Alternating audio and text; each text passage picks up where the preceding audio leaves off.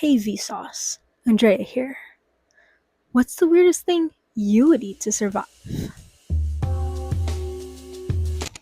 I'm kidding. Don't answer that. My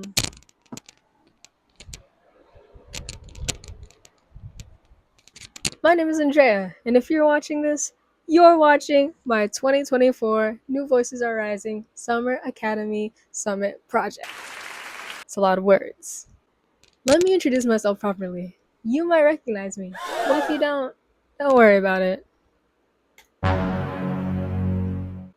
My name is Andrea Billingit, and in summer 2022, I was a part of the Summer Academy as a student. Yeah! The difference in my appearance is gonna give me whiplash. This was my 2022 summit project. It was a painting about wildfires.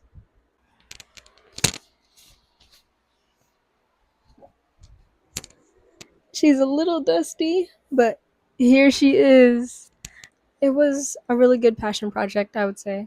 So, yeah, that was my 2022 project. And oh, you're watching my 2024 one, so congrats. This year I had the opportunity to be a pod leader for the program, and it was a really good learning opportunity, good experience. But yeah, let me stop yapping. Let's get to talking about food injustice. Yeah. Oh, hey everyone. We're not watching that. Enough about me. Let's get straight into this. So, imagine this. You spend another day having Wendy's for dinner, another Baconator fry with a large Coke. You listen to nutritionists talking about how fast food is terribly unhealthy for you, and we should be eating these organic, non-GMO foods. Yet, when you look at these organic foods in the grocery store, they're almost 3 times more expensive than the regular fruits and vegetables over there that they got available. And slowly, when you do all your grocery shopping, you start to realize why your family prefers having a $20 fast food meal over spending like that just for food for like a couple days before you have to go again, and the next week, and the next week, and the next week. And sometimes that fast food place could be only like 5 minutes away when the grocery store is like 30. So, this is called food injustice. Well, what is food justice? Let's talk about it.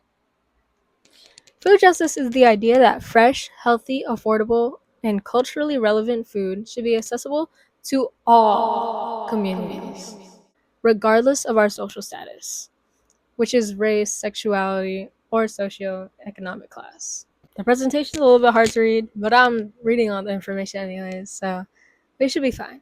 And it's mostly for pictures. But what can this look like in our everyday lives? There's a lot of different examples of food apartheids or food injustices or food deserts. Food apartheids is the term that we use mostly these days, but they all basically mean the same thing.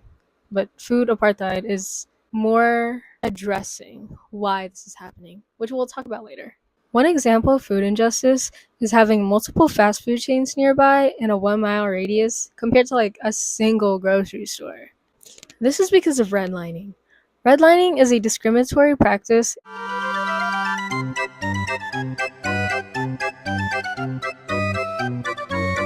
Redlining has been happening for years. It causes POC communities to suffer and live in undesirable living environments, while the rich white people get the pristine neighborhoods. Redlining doesn't just affect food systems for these communities, but as well as health and education. Redlining has been affecting us and our social determinants of health since it's been a thing. And our social determinants of health are things like our healthcare, education, economic stability, social and community, and other things like that. And if you look on this over here, it's kind of hard to see. Oh, actually, you can't see it at all. Never mind. For years, the people in power haven't done anything to help our communities get out of these situations. And there's nothing else to do except take matters into our own hands and try to solve it ourselves. Well, what can change look like? For starters, we can start with building more community gardens. These gardens allow communities to never be short of food. With the help of volunteers, we can figure out the first steps to establish one of these gardens and help keep it maintained. Another option is establishing a bunch of food pantries around the Bay Area. If we're sure to help keep it stocked, no one in the Bay is going to be hungry. And with everyone's collective effort, we could solve this issue together. Yeah! Well, that was everything. Thank you for watching my 2024 Summit project. I wish it was as cool as my 2022 Summit project, but it's okay. Yeah!